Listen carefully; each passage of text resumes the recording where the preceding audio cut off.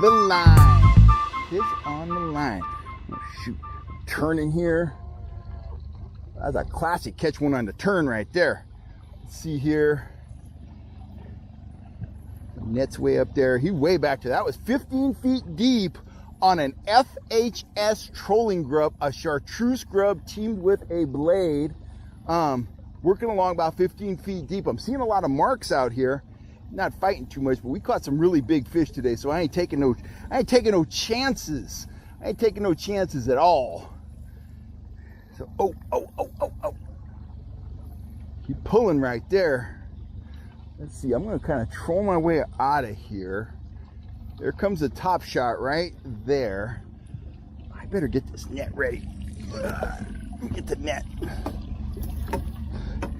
Get the net ready. Ready for action. Kind of playing possum a little bit. Oh, there he goes.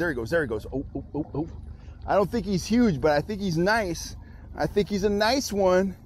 I think he's a good one. I think he is that. He's going back in. I'm out here experimenting. Caught some fish on worms today, but it's hard for them to lay off that FHS grub, particularly the brighter colored ones. We got one on an orange grub today. Oh, nice fish. Got one on an orange grub today, and this one is on a chartreuse grub. Whoa, let me steer him over here. Here we go. Now we're talking business. Come here, you. Come here. Oh, God, it's hard by myself. There we go. Hoo-hoo-hoo! On the grub. Don't worry about that rod. We'll just break it. Oh, nice. Oh, man. I'm all discombobulated here. Look at that. On that chartreuse grub. Let me get this rod squared away here. I want to get this guy back in the water. There's that trout right there. What a beauty. Big, chunky rainbow trout.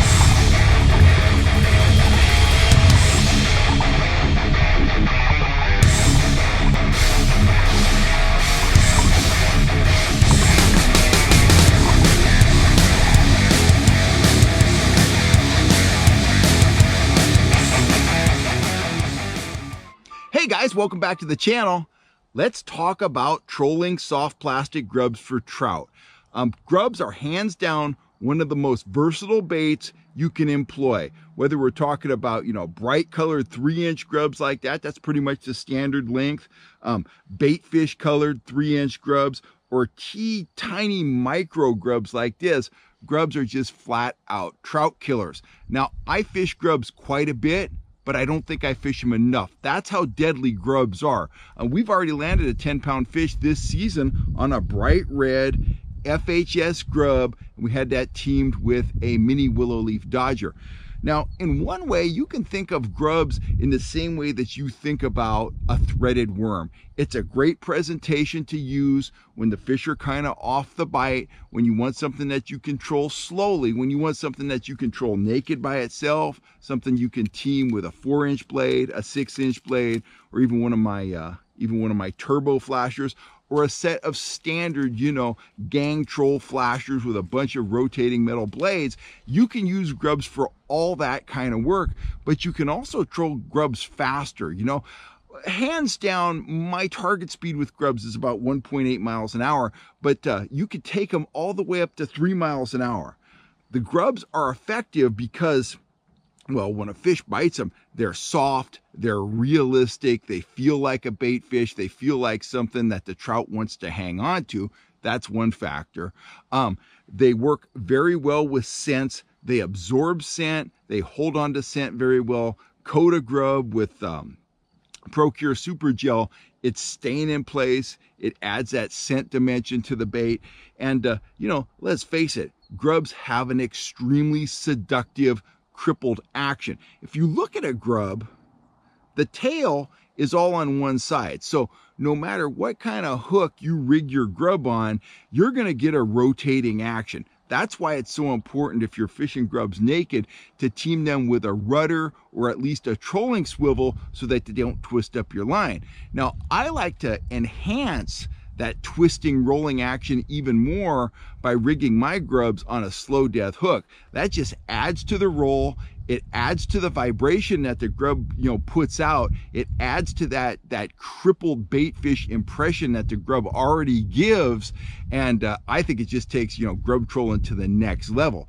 By all means, there's really no wrong hook you could troll grubs on. When I first started trolling grubs, I was rigging them on a number 6 eagle claw bait holder hook. So there's no wrong hook to rig a grub on, but my preferred hook these days is the Mustad slow death hook, just because it enhances that roll. Let me show you how I put a grub on the hook. Let me grab a cool looking one here. I'll grab a chartreuse one, just like the one I caught that fish on in the beginning of this video. Let me grab a leader with a slow death on it. Okay, I'm back. Here's a slow death hook rigged on a 10-pound fluorocarbon leader. I got a loop in the top end. This is the same exact leader I would use for rolling a night crawler on, putting a gulp worm on. I've got them pre-rigged. I've got them all wrapped on a pool floaty. So I'm ready to rig up, whether I'm going with the gulp, the worms, or the grubs. Now, I've shown this before on the channel. What you want to end up with when you rig a grub is you want the bend of the hook, the bend right there, you want it to be in opposition to the tail of the grub, okay? You want it coming out the opposite side of the grub as the tail. So I just take my slow death hook, just like that. I find the center point on the back of the grub. I insert the tip of that hook right into the center of the grub, and I just slide that grub right on down the hook. And where I want that hook point to pop out, I want it to pop out right about here, but on this side, right where the tail connects to the grub's body. And my goal is to get it on there nice and straight, bring it around, and then pop that hook out. You can see the hook coming out right there, see that? Right where that tail connects. And then I just work the grub onto the hook, and I hooked my finger, that's okay, right there. Now, that looks a little wonky. Don't worry about how it looks. That is an absolutely deadly way to rig a grub. See, the hook is in opposition to the tail. Grubs feel so soft and so realistic, and they taste so realistic if you add some Procure to them. When the trout comes in, it feels like something to eat, and they just suck the whole bait in, and you typically get a really good purchase with your hook. You've got an open bend hook like that, a J-style hook, not a treble hook. So you're getting maximum hooking, and lots of times you'll land a very high percentage of the fish you hook on grubs as compared to the number of fish you land on spoons or Rapalas or something like that has treble hooks which have a smaller bend. I always say a J hook like that, it's going to land more fish than a treble hook. A treble hook may hook more fish, but the J hook is going to put more of them into the net. That's really about it as far as grubs go. Actually, though, we should talk about one more aspect, and that is color. And my philosophy, and your philosophy may differ from mine, but my philosophy is I always start off with the natural stuff. Let me grab my grubs again here. So there's the grub on the slow death rigged up. Okay, I'm back. So my philosophy is I like to go with the natural stuff first. If I'm at a lake that features shad or pond smelt, I'm gonna run with something like that, something smoke colored. Maybe if I got a high sky and I got pretty good clarity, I might go with my firecracker grub. I've had really good luck with these up at Lake Shasta when the trout are feeding on shad. Those are great. Here at Collins Lake, the water's always off color, but it's extra off color right now. So I was running that chartreuse grub the other day, and it worked out. I caught several fish on that over about a 3-day span.